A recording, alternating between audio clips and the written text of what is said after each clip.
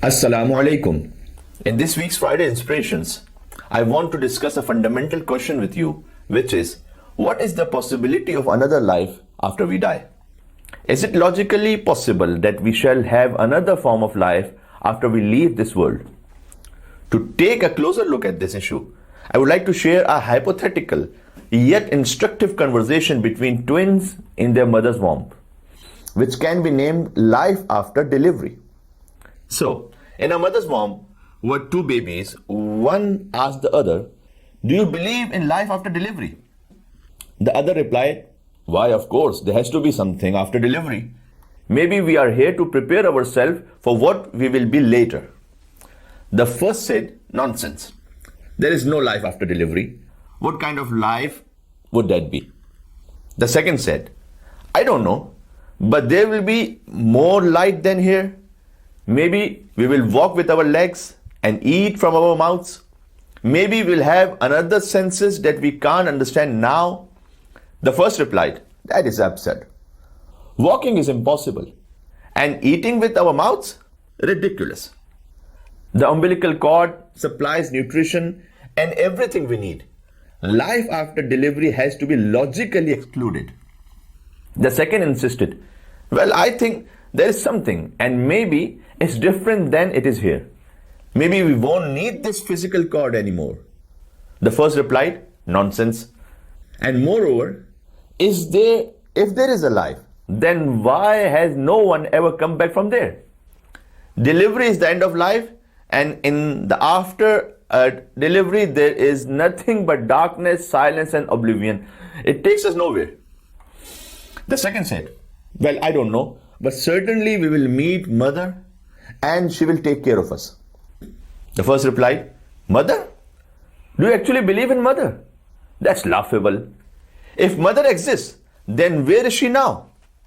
The second said, "She is all around us. We are surrounded by her. It is in her that we live.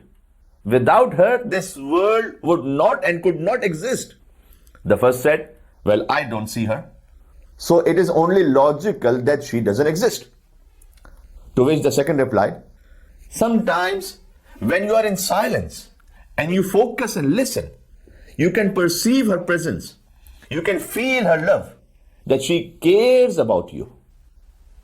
This is one of the best explanations of the concept of our Creator and life after death I have come across. In Surah Baqarah, Allah Azza wa Jal asks us, "How can you deny God when you are dead and He gave you life? Then He will put you to death, then He will bring you to life, then to Him you will be returned." Then in Surah Qiyamah, He says, "Does man think that we will not resemble his bones? Yes, indeed. We are able to reconstruct his fingerprints as well." Subhanallah. Here Allah Azza wa Jal gives an example of fingerprints. Because our fingerprints are unique.